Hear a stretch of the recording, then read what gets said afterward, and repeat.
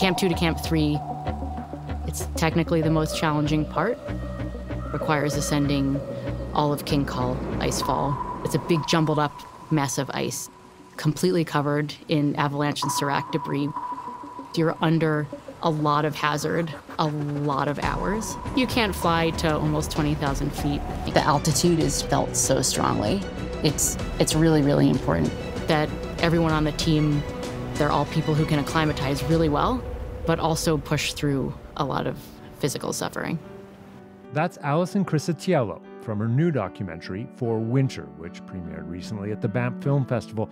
It follows her and a team of scientists as they make a dangerous trek up Canada's highest mountain, Mount Logan, to attempt to drill the deepest high-altitude ice core sample ever. Alison is also an RCGS fellow, one of the world's leading ice core scientists and high-altitude mountaineers. She's a National Geographic Explorer and the director of the Canadian Ice Core Lab at the University of Alberta. And as long as we're talking about ice, a quick reminder that the 4th annual Canadian Geographic Polar Plunge fundraiser is happening on March 9th.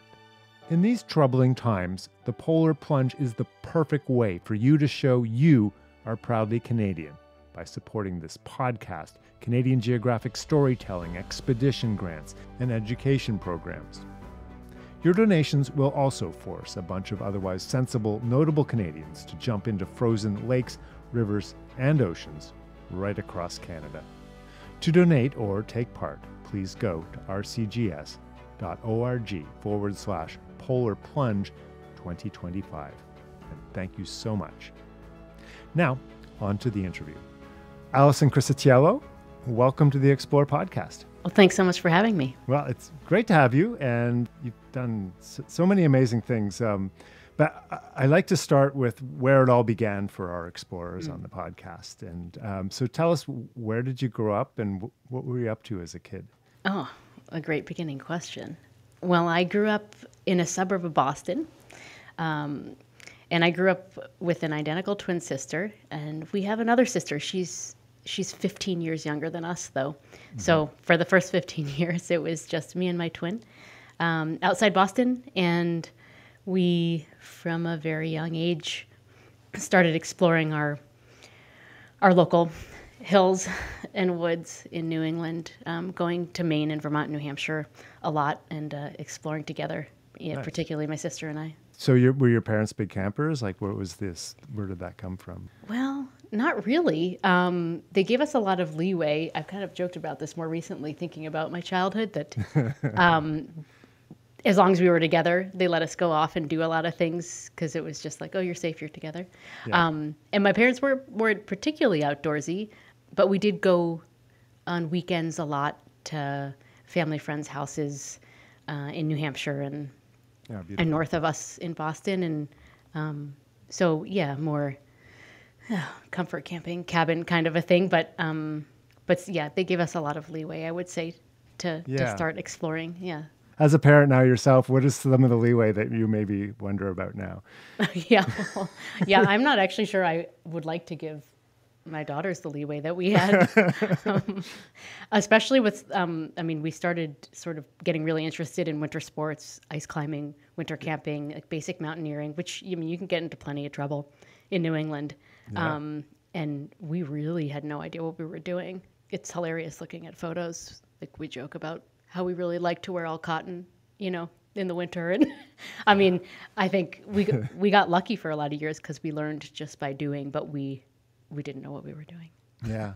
Yeah. So climbing like ice walls and stuff like that? We'd go out to North Conway and climb Mount Washington and start doing ice routes and stuff. And but learning by doing originally. Yeah. How old? Early teens. We started doing that like 12 and 13. Wow, yeah. That is brave. I don't know if that's the right adjective, but yeah. Thank you. We'll go with brave. We're going to go with brave. That's amazing. So you got a love for pretty early on. And brave of your parents maybe. What a gift too, though, obviously, right? Yeah, what a gift. Also, I think a lot, especially having two little girls now, about the gift of being taught formally how to ski from a very young age, which is, a tool that I have used in my work now for decades. And So skills like that too. I mean, definitely credit to my parents and how they raised us. Yeah. So what did, like, say, 8 or 10-year-old Alison want to be when she grew up? Well, actually, that was right around the time that I can identify in my memory the first time I realized that glaciers were real, because they popped up in a class of mine. And I remember making this 3D map, model thing of glaciers in Montana, which I just became obsessed with and could not believe these things were real. So that was actually right around the time I went from, I think, wanting to be a professional tennis player and piano player to wanting to study something in the earth sciences with this particular spark of glaciated landscapes. So that led into college, university? Where did you go, and was that part of that? Yeah, it did. I did my undergrad at Wesleyan University in Connecticut, and I would say it wasn't not a very mountainous state, I should say. It's not. I mean, I was really, really headstrong about wanting to go there, and it wasn't really an academically driven decision. It's a very liberal college, and I think I really wanted to be somewhere that was, I'm queer and I'm Jewish and I'm a lot of things that I wanted to be surrounded by for those 4 years, and I wanted that environment so badly. But it turns out there's an unbelievable, very strong earth science department, and I found a couple mentors who really set me on my way. I credit them as well, particularly Suzanne O'Connell and Marty Gilmore. Internationally known, top of their fields. And neither of them in the specific field I've found myself, but they were just these beacons for me, seeing them in their fields at the top. And they're two people that especially Suzanne O'Connell, I've remained in touch with. And, so they sort of made it seem possible, as that would... They made it seem possible, and it sounds a little trite, but seeing them in those spaces just as two brilliant, strong women, it wasn't really that they were in the specific field I thought I was identifying with. It's just seeing them in those fields leading the way, and what they did was a really powerful example to me at that time of what I maybe could do. I just loved earth science at the time, and because I liked working with them, I did an undergraduate thesis on bioluminescence on a little island via case off of Puerto Rico with Suzanne O'Connell. Cool. Not at all what I do now. No. But in general was just fascinated with various earth sciences. And I remember loving a volcanology class and just really, really liking all the learning I was doing about various parts of the earth. But certainly I didn't know yet that I would end up where I am now. So let's try and get there. So were you still in mountaineering clubs and climbing clubs, or what was keeping that side of it going?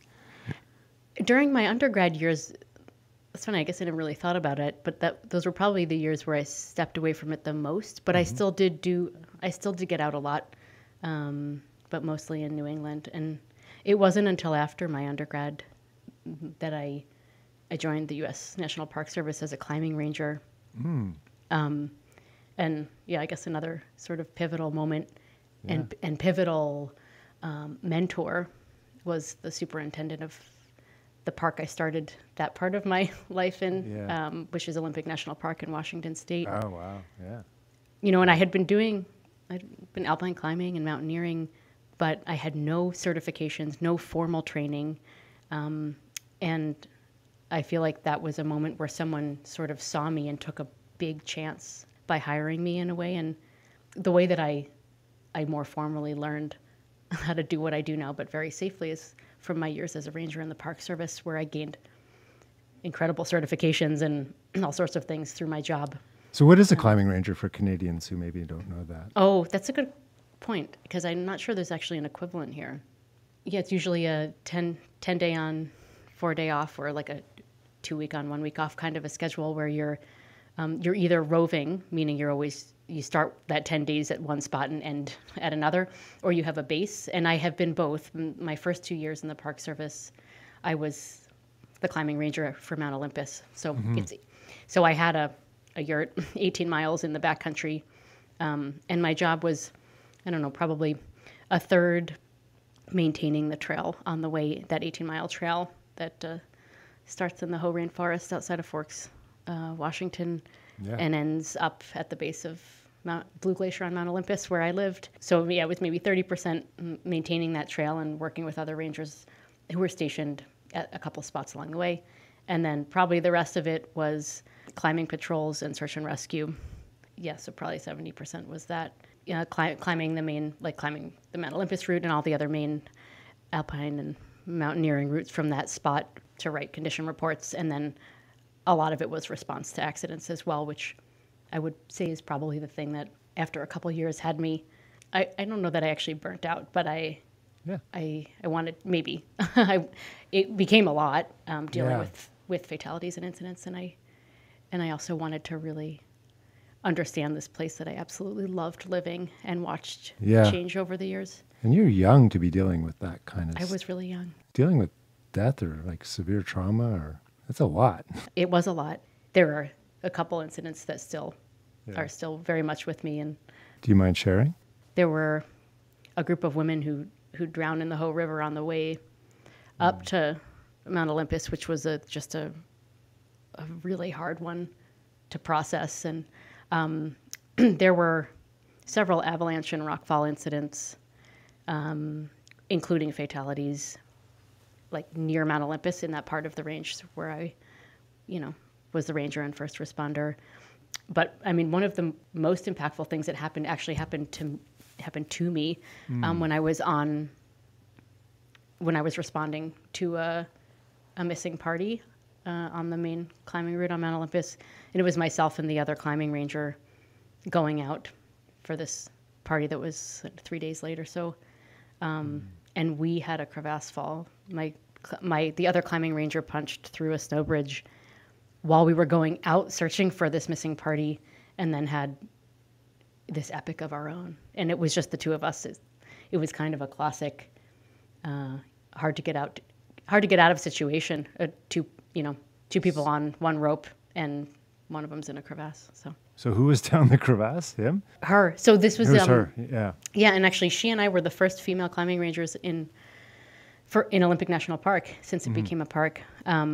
And yeah, it was her. She was way more experienced than me at the time. She was leading the two of us. I was following her. Yeah.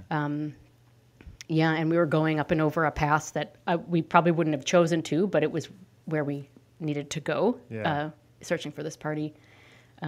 So up and over, a big, a big pass.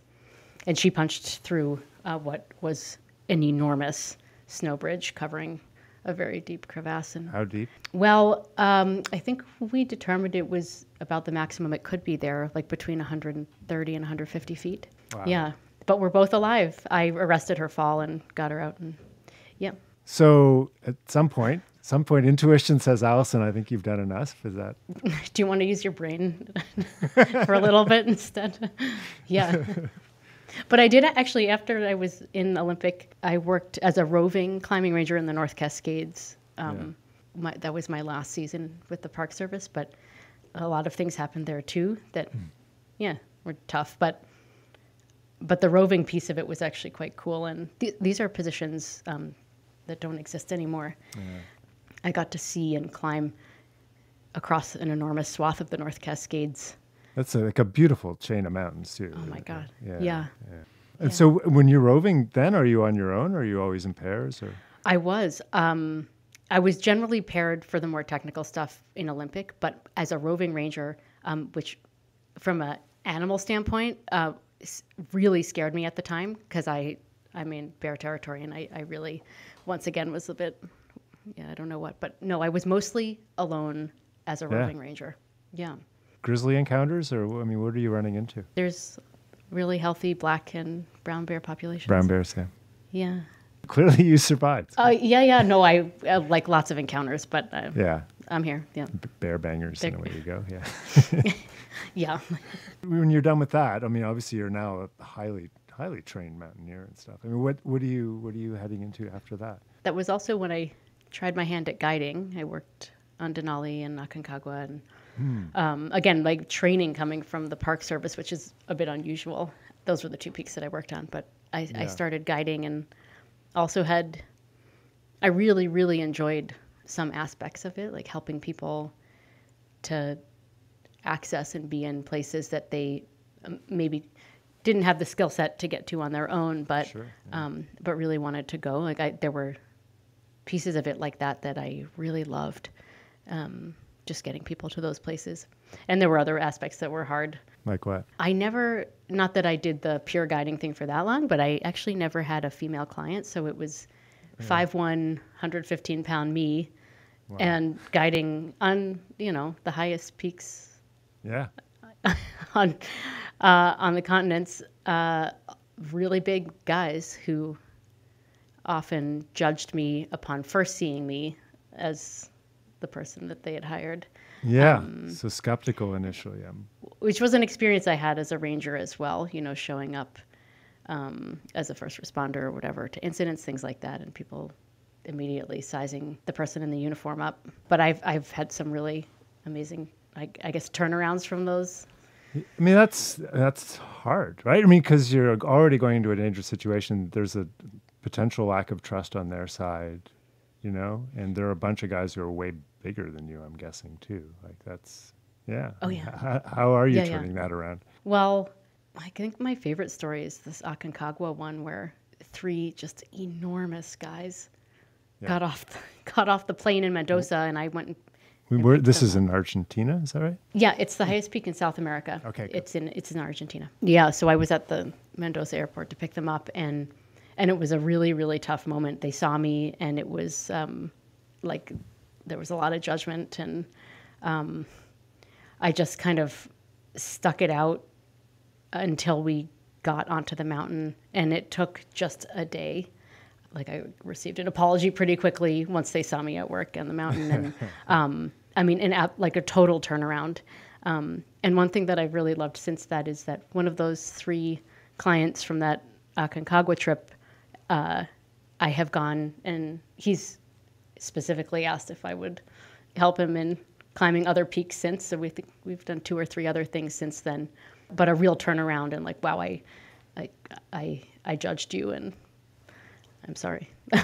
Now I see you at work, and I don't know what I was thinking, kind of thing, which is amazing.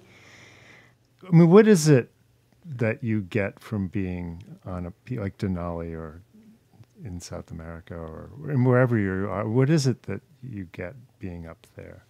Those 2 examples are actually ones that have more people than I probably would like. Because one of the things I think I do really like is just feeling like you're so out there and so far from anything. Yeah. But yeah, I don't know if this is sort of a common answer to what would draw, high altitude mountaineers and people to these places. Maybe it is common, but for sure, when I think about it, the simplicity of your whole life in those places, and I think is at the core of what draws me. Like you absolutely have to be present. Yeah. And your whole world is just reduced to these things that are quite basic, like turning snow into water, which you spend hours doing every day, and just staying not frozen and moving towards some goal. But everything is just so reduced to basic necessities in a way that really, I think the harshness of the environment combined with that just forces you to absolutely be present.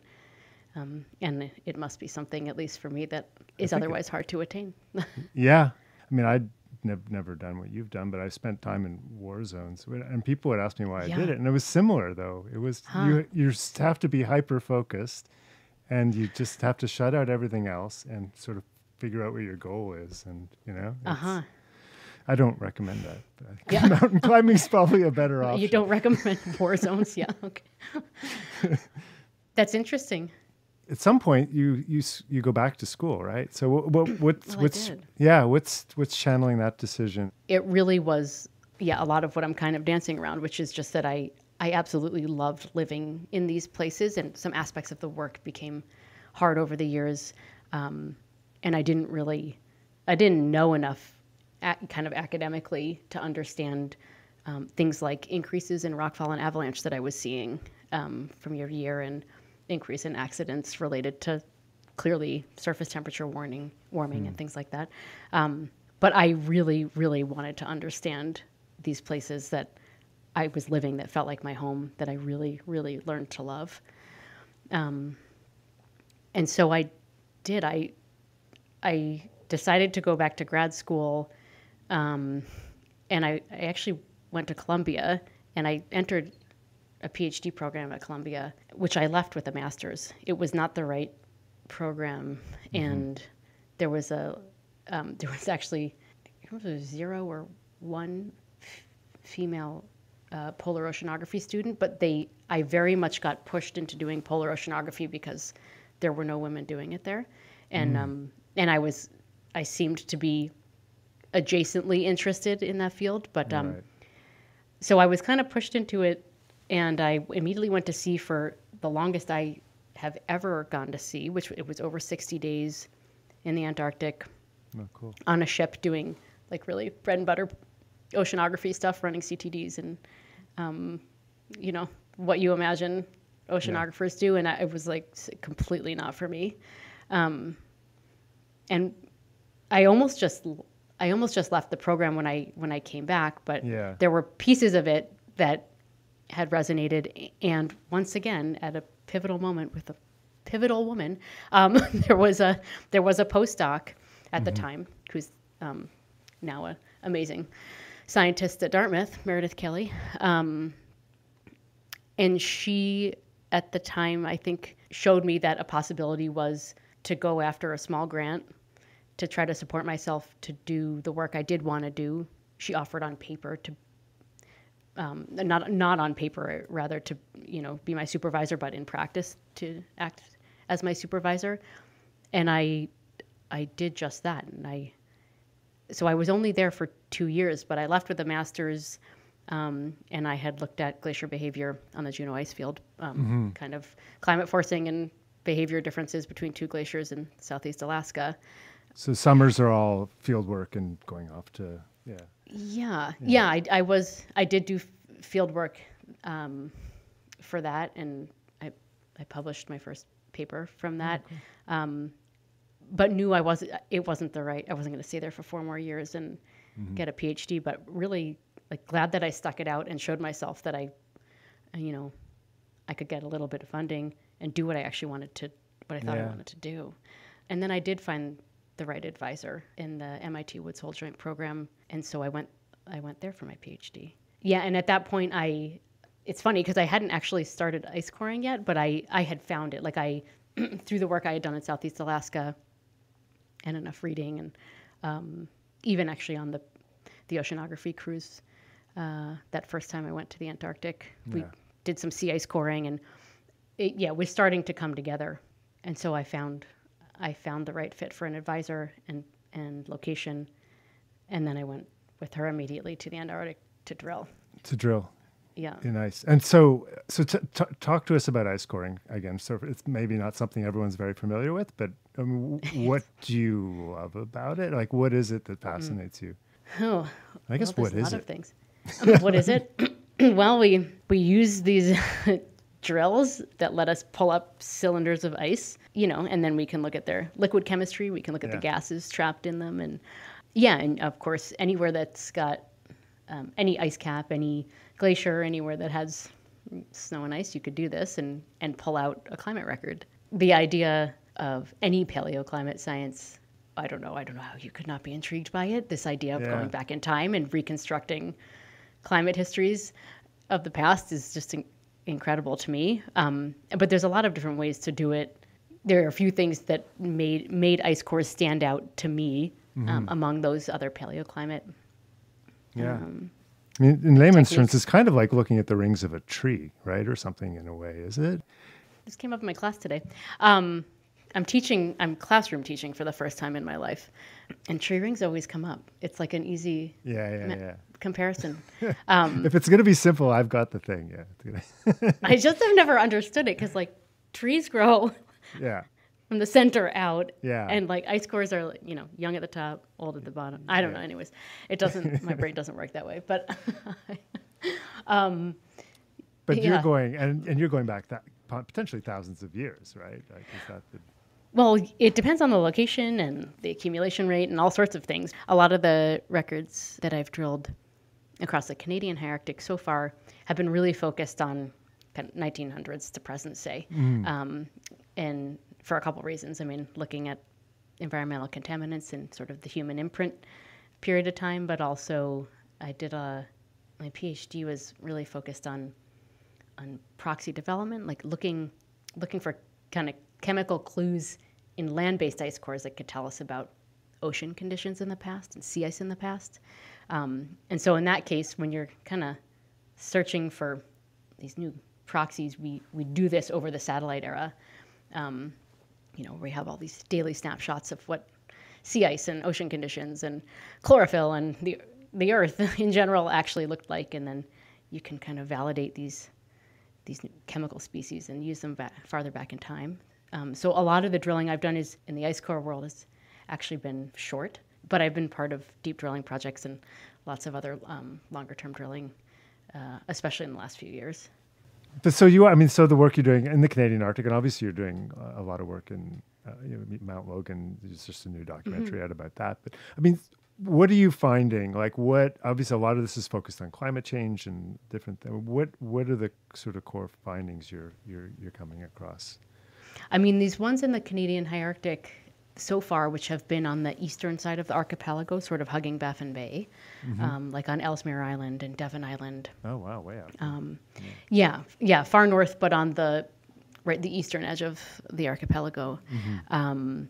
Those ones, I was doing some of this proxy development stuff, seeing if sea salts and different acids and things that are coming out of Baffin Bay are getting deposited on those ice caps and would allow us to reconstruct Baffin Bay sea ice and polynya variability in the past. So for sort of paleoclimate reconstruction purposes, that was what drove me to go to those places.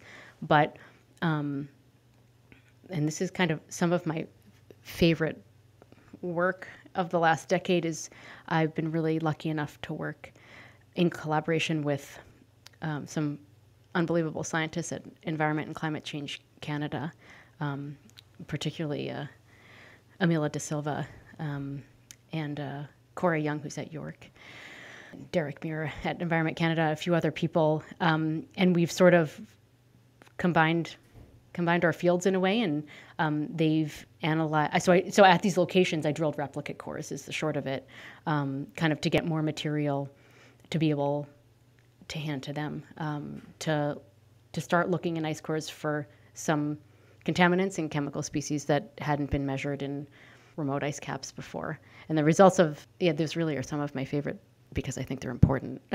That kind of favorite, they're, a little upsetting, but favorite papers, I would say, from the last 5 or 10 years are the ones that came out of that contaminant work. Yeah, so one in particular has focused on looking at kind of the accumulation of CFC replacement compounds. And this is like the very far north, right? A place that seems so remote and untouched, but of course you get atmospheric deposition of microparticles and contaminants and all sorts of things from very, very far away. And we can pair this with kind of these back trajectory modeling results to try to see where the contaminant sources are coming from and things like that.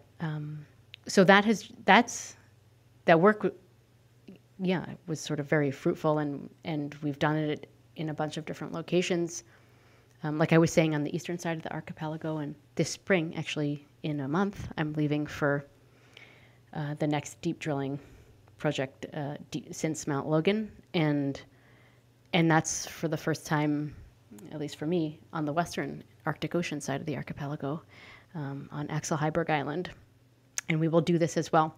It's 620 meters deep, and we, being the Canadians, along with the Danes, will drill a surface to bedrock core, but next to it, we'll drill 300 or 400 meter cores for the same exact reason, to get us a bunch of extra material, say 1900 to present kind of a thing, for looking at these various environmental contaminants. So you're trying to figure out where they're coming from, like what the actual source nations would be, or? Well, we do often, this back trajectory analysis that I mentioned, like we do often pair that with this kind of ice core, these kind of results, I guess. Yeah, not in a finger pointing kind of a way, but in trying to understand, like when we're looking at dozens of different chemical species and trying to understand how it relates to like regulation and phase out of various chemicals. It is important to see where the sources are and basically how that relates to production and phase outs of these different chemicals. And some of them are bioaccumulative. They're ones that we don't actually know what their impact are on aquatic ecosystems or things like this. So it falls in the grand experiment category, I guess. So a lot of people care about this, and so do chemical companies. They don't love it. Yeah. And it's shocking too, because you're in places people think about it being far away and pristine, right? Totally. It's worrisome. It is worrisome. I want to talk about Mount Logan, because it's a place you've been to a few times, right? But there's this documentary now for winter, which is beautiful and premiered at the Banff Film Festival. Is that right? It did. Yes. So it's about a coring mission you go on. This is in 2022? That's right. Yeah, the drilling was 2022. Yeah. It's a visually stunning documentary, and the storytelling is so powerful. Thank you. But what was it you guys were after? We have lots of polar ice core records, right? From East Antarctic and West Antarctic ice sheets and from the Greenland ice sheet.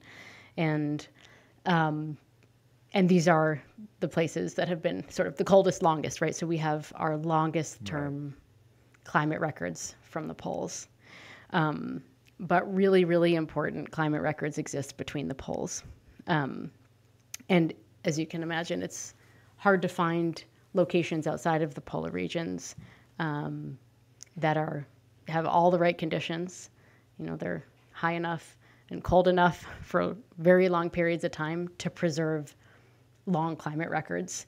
And I guess the other important background piece of this is kind of like all paleoclimate records, I suppose, but like the ice cores contain global climate information, but they also contain an enormous amount of information that's regional and local. And so if we have all of these really long-term climate records only from the polar regions, we're missing an enormous amount of the climate story, and an enormous amount of the climate story from where people live as well, right?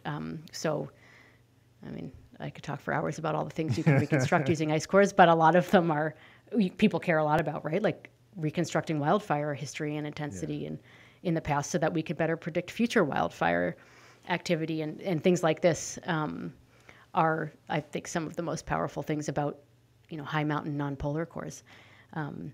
So, and then, the trick, I suppose, is finding places that see no melt, even in the height of summer, over as long a period of time as possible.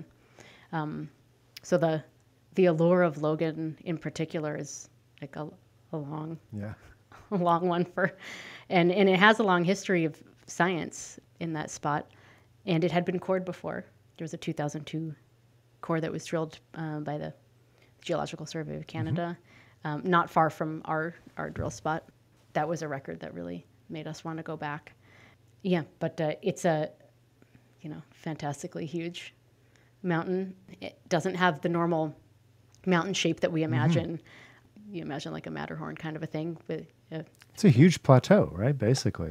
It's a bowl. It's a huge bowl above 17,500 feet, just gathering ice, instead of some precipitous face where ice wants to fall off it. So there's just this confluence of details of the mountain that make it strangely an uncomfortable but wonderful place to drill an ice core. And it's sitting right on the Gulf of Alaska.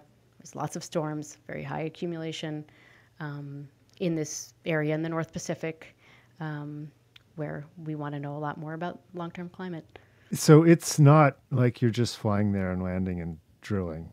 This is a tough trip, right? So they fly you up, but you basically then have a 10-day ski effectively to get up to that bowl, right?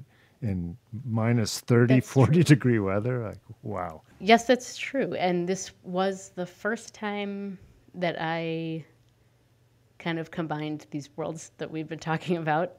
Because for all the polar ice core drilling that I had done, and even other mountain drilling I'd done, like in Columbia Icefield and other places, essentially you can fly to where you drill. Even if it's 10,000 feet, you can fly there. So it doesn't involve high altitude mountaineering and skiing and technical climbing or anything like that. And Logan was the first time where that wasn't true. You can't fly to where you drill because it's too high. I did this 2 years in a row. The first year to do the radar and site selection, and then the next year for the drilling, landed at base camp, which is between 9,000 and 10,000 feet, and and climbed the King Trench route the same way that folks do when they're going to try to climb Mount Logan.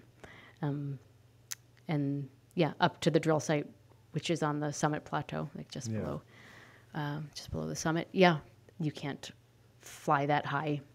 You would get altitude sickness. Right away. And, you wouldn't be able to work and stay up there for 2 weeks and drill. Yeah. And you'd get sick very quickly. So.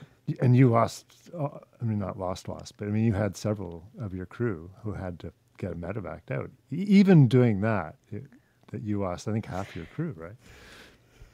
I don't know if the No, word lost is wrong. Yeah, wrong word. They had to get medevaced everyone out. is alive and well. That's true. I know that does sound dramatic, but yeah, I've said that is actually what I planned for, and that is the general statistic for that mountain. Less than half of the people make it up to the summit plateau. We started as a team of 7, which even for me is big. Like I like to have 1 climbing partner, maybe 2, depending on what I'm doing, to pull this all off and stay up there for almost 2 weeks to drill and everything. We started as 7, again, always in my mind that we would not end as 7. But there were, 3 of the 7. But you still managed to pull it off. We did. Yeah. So you got down like you set a record, right? I mean, let's not be shy about all this. Let's not be too humble. Yeah, I don't remember what the superlative is, but the deepest ice core for that altitude. Yeah. Is it over 300 meters? Like, yes, 327 meters. It's over 1,000 feet. Yeah, that's ridiculous. So my amazing PhD student, I was trying to think of the right word, Kira Holland, is working on this, and I think often how ice core science goes, the first paper that comes out is a chronology. Like you publish the age scale. Like we can't do anything with an ice core that's on a depth scale until we put that depth scale onto an age scale, and that could take years. It's a whole art in itself, and so she's very close, weeks from submitting this first sort of chronology paper from Mount Logan. So yeah, and then a couple are going to come out real fast after that. Cool. She's already made big headway on, and I won't steal any thunder, but I will say the big surprise here is that it is younger than we originally anticipated, and our anticipation was based on that old 2002 record. It's much younger, and there's, despite the original shock of that, there's actually some fantastic outfall of this, which is that it is unbelievably high resolution. So we can look at seasonality of all sorts of things in the record. Like you can actually see, it's just really, really high resolution. So much higher accumulation rate than we had anticipated. I mean, it's significantly younger too, right? I mean, it's like 100 and something years as opposed to like what you thought might be tens of thousands, right? I mean, and why is we don't actually have a bottom age yet. Okay. Another student here at University of Alberta, Hannah Youssef, has been working on the tephras in both the new and the old core at the same time, and her work has been really critical as well on giving us these exact ages and the chronologies and looking at the old core too. So what would be the reason for the difference though? Like, well, there's a couple pieces, and it's possible that more than one of what I'm about to say is true. One obvious, quick conclusion to jump to was the old record dated correctly? Was there something wrong there? Hannah is working actively on redating tephras, so the volcanic layers in that old core, because we had some old subsamples left from that old 2002 core. So that's one piece, like perhaps, yeah, and we have very different tools and analytical techniques available to us now that were not available then. That could be a piece of it. And another piece that almost certainly is true is that even though they're, in the grand scheme, core sites that are close, they're in very different spots. And so it may be that the older core, whether the age scale was exactly true or not, it may be that it is quite a bit older than the spot that we drilled for that reason. And the fact that it's younger doesn't make it less useful. It's just different, basically. Is that? That's a good summary. Exactly. It's useful in different ways. So what are we hoping to conclude from all this? Or what's your hope? Yeah, I guess, well, I mean, scientifically, it's slightly premature, I guess, to answer that.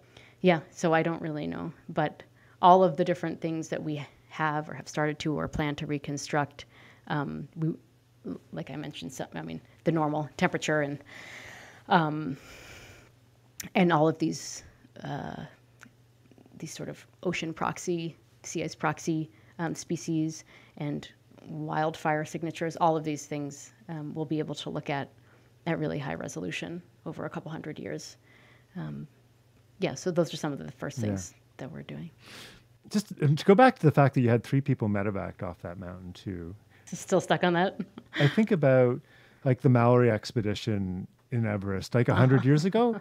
I mean, do you think back on those early mountaineers and what they went through in wool clothes and everything else, and no medevac and no sat phone and no, That's really funny you said that.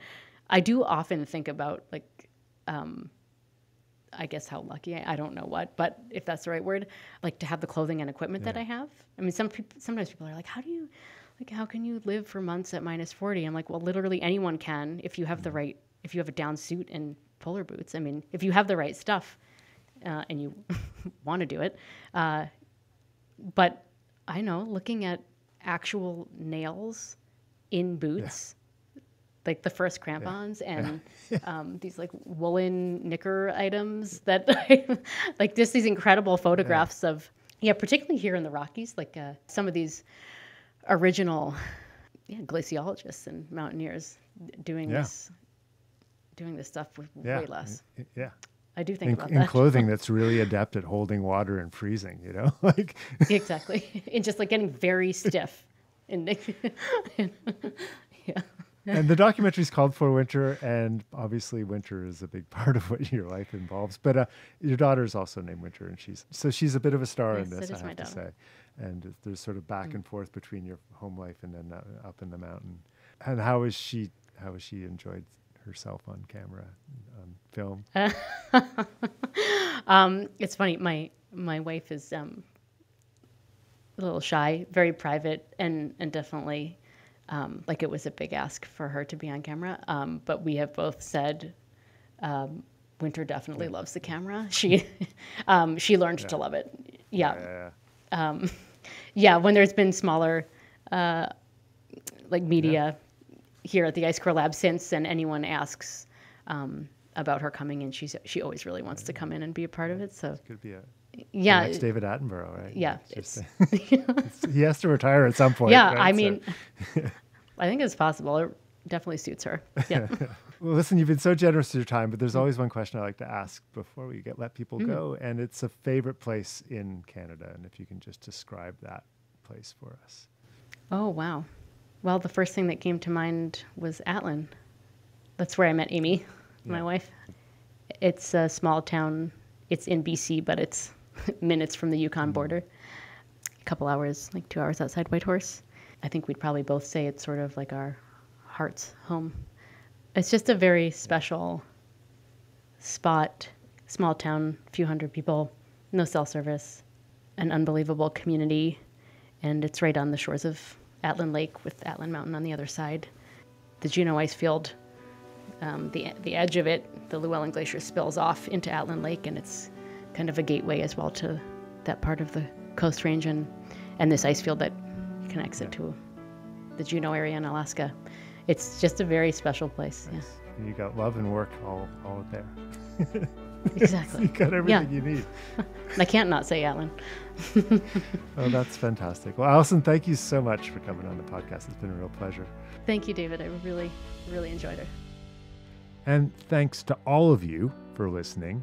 And a reminder to please support the Canadian Geographic Polar Plunge happening on March 9th in rivers, lakes, and oceans right across Canada. To donate or to take part, go to rcgs.org/polar plunge 2025. And thank you for your support. Until next time, when we'll explore again, I'm David McGuffin. I think right now we're enjoying very much looking back at the Earth, and it's just a fantastic experience, and I just can't wait to get back and start telling people. We left Simpson about June the 10th with a fur brigade consisting of a number of yacht boats, each manned by 10 voyageurs. For us Inuit, it means that Inuit oral history is very strong. And we flew low over every inch of the country that could be. We were hoping that he would fire at us. I guess 160 dives or so. There are shrimp, fish swimming around outside. It's just fabulous here. Well, I'm a first for Canada.